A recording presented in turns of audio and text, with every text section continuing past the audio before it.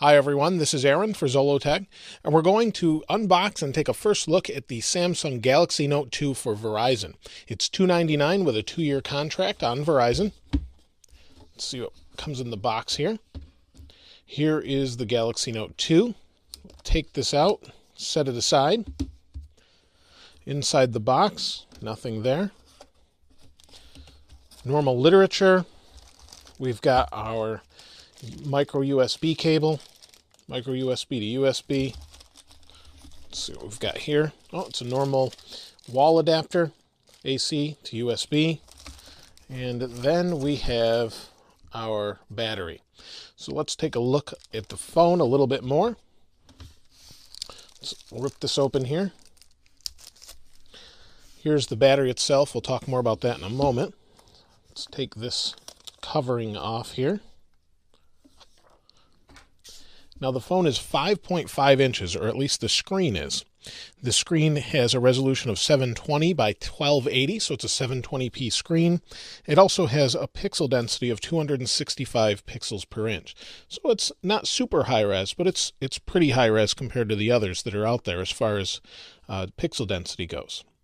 We have a 1.9 megapixel camera on the front, 8 megapixel camera on the back with LED flash. You can see there's our speaker. We have the little S Pen or stylus. We'll look at that in a moment. Micro USB, microphone, volume rocker on this side, 3.5 millimeter headphone jack. Looks like a noise canceling microphone. Sleep wake power button. And that's about it. Let's pop the back off here. Let's see where we do that. It's up here. It's usually on the top or bottom. Now the back is really plasticky, just like the Galaxy S3. You can see it's flexible. Looks like it's got a little NFC, probably a coil under there or something like that. Here's the battery. We've got a SIM card slot and a micro SD slot. So internally, the phone has 16 gigabytes of storage and up to 64 gigabytes of upgradable storage. I have the SIM card here. Pop that in. Pop the battery in. Oh, I'm upside down here. Pop the battery in, and we'll clamp the back on. Now it does feel a lot like the Galaxy S3. There we go. Feels a lot like the Galaxy S3 in size. Let me compare that real quick. Here's the S3, but the S3 you can see is, which is also a pretty big phone, is a lot smaller. And here's the iPhone 5 to give you a comparison. Now I have set the phone up, and I wanted to restart it to kind of give you an idea what it's like when it first boots up.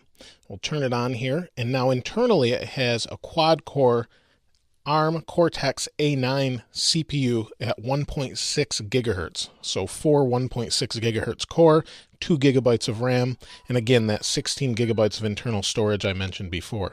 It also runs Android 4.1 Jelly Bean, which should be pretty nice. Supports LTE and a lot of different CDMA bands, and also other bands as well if you have a different version off of this carrier. So if you have AT&T or T-Mobile, it does support all those different bands, but this phone is locked to Verizon.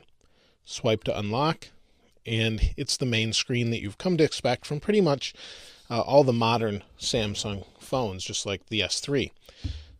The phone itself has this little pen here, this S Pen. When you take it out, it makes like a little swoosh sound. And you can see it says discover your creativity.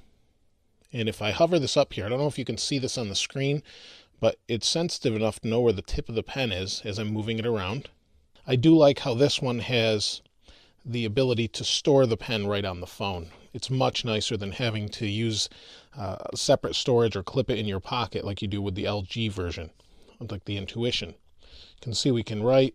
It does have a little button on here as well. I'm not going to get into all the different features yet, but I want to play around with it before I do a full review.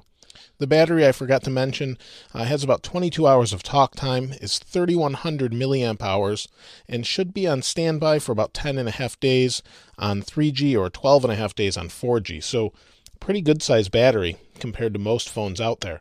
So it'll be interesting to see what kind of battery life we get with this. So I'll play around with the camera. Again, 8 megapixel camera, takes 1080p video, so it should be pretty nice overall. Let's see if we go to Zollotech. It loaded right up. Pretty fast. Initial impressions. with the phone. It seems to handle that with no problem. So I'll take a little bit closer look at this, try and answer any questions you might have. And if you do have those questions, please place them in the comments below. As always, thanks for watching. This is Aaron. I'll see you next time.